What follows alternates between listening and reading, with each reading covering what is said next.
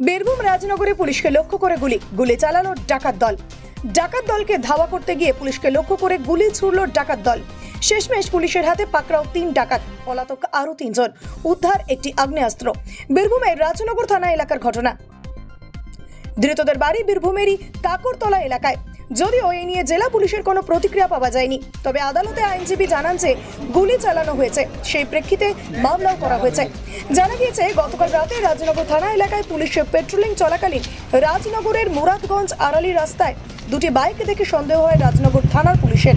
পুলিশে বাইক দুটিকে দেখে ধাওয়া করতেই পুলিশকে লক্ষ্য করে গুলি চালায় একটি বাইকে থাকা 3 জন। সাথে সাথে পাশের থানায় খবর দেওয়া হয়। খবর পেয়ে আরও পুলিশ রাস্তা ঘিরে ফেলে, তাতে ধরা পড়ে একটি বাইক সহ 3 জন। বাকি 3 জন একটি বাইক পলাতক, তাদের খোঁজ চালাচ্ছে পুলিশ।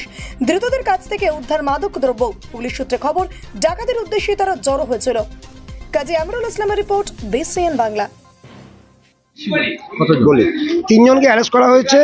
নাম্বার 1 হচ্ছে জিয়ারুল, তারপর হচ্ছে মুরতাজ আর ইসানুর।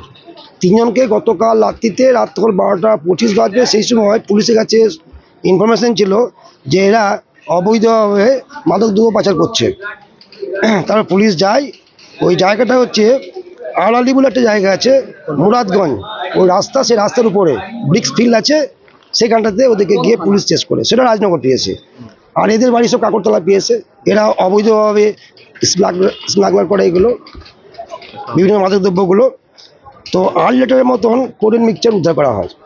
তার সঙ্গে ওই আর্মসটা সিজ হয়েছে, পুলিশকে লক্ষ্য করে গুলি ছুড়েছিল 1 রাউন্ড, সেটাও সিজ হয়েছে। এছাড়া মোবাইল ফোন, মোটর সাইকেল, এগুলো সিজ হয়েছে। আজকে প্রোডাকশন করা হয়েছে কোর্টে, 7 দিনের পিসিতে নিয়ে যাওয়া হলো। এটা নিয়ে যাচ্ছিল কোথায়? বিভিন্ন জায়গায়, ঝাড়খণ্ড থেকে যাচ্ছিল, ঝাড়খণ্ড সাইড থেকে আসছিল কোথা থেকে? আসছিল, কাকরতলা থেকে আসছিল, সাইড থেকে আসছিল। পুলিশ কদিন চেয়েছিল আর কদিন? 7 ডেজ চেয়েছিল, 7 ডেজই আলাদা হয়েছে, পিসি আলাদা হয়েছে। আপনার নাম? Tapan Goswami, special PP, NDPS court.